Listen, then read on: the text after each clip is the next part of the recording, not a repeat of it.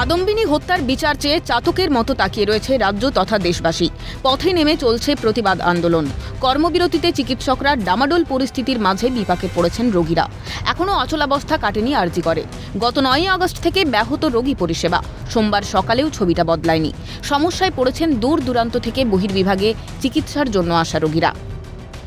আন্দোলনের জন্য সমস্যায় পড়েছেন দূর দূরান্ত থেকে যারা রোগীরা, যারা আরজিকর মেডিকেল কলেজ এবং হাসপাতালের বহির্বিভাগে ডাক্তার দেখাতে আসেন বা কেউ বা ভর্তি করাতে আসেন, তারা কিন্তু ব্যাপক সমস্যায় পড়েছেন। বেশিরভাগটাই অর্থাৎ যারা junior doctor, PGT student, intern, অর্থাৎ যে সমস্ত ডাক্তাররাও রোগীদেরকে পরিষেবা দিয়ে থাকেন বহির্বিভাগে, তারা যেহেতু কর্মবিরতিতে থাকছেন, তার কারণেই কিন্তু বেশিরভাগ ক্ষেত্রেই রোগী পরিষেবা থেকে বিরত থাকছেন রোগীরা এবং বহির্বিভাগে যারা আসছেন।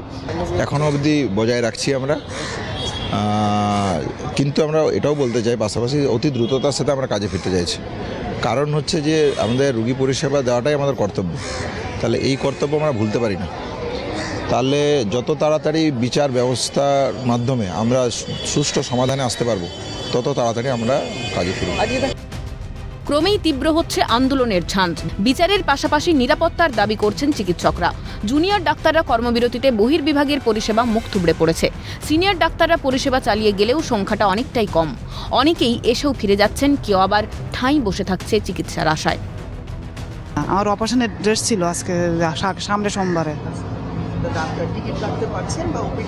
আগের দিনে 10 মিনিটের জন্য খুলেছিল, বেলাটা রিপোর্টগুলো নিয়েছিলাম আর একটা টিকিট কেটে নিয়েছিলাম, ডাক্তার দেখানো হয়নি।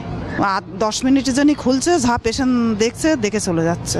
এর মধ্যে আসেনি, আসার ডেট ছিল কিন্তু আসেনি, এইসব ঝামেলা হচ্ছে বলে, ওই জন্য আসেনি। না ভয়ে নয়, ডাক্তার বসবে না হয়তো, ওই জন্য এত দূরের থেকে এসে আবার ফিরে যেতে হবে, সেই জন্য আসে না। আগের সোমবারে এসেছিলাম, দেখাতে পারিনি, এই সোমবারে আবার এসছে। না, আগের সোমবারে অন্য ডাক্তার বসছিল, ওই জন্যই দেখাতে পারিনি।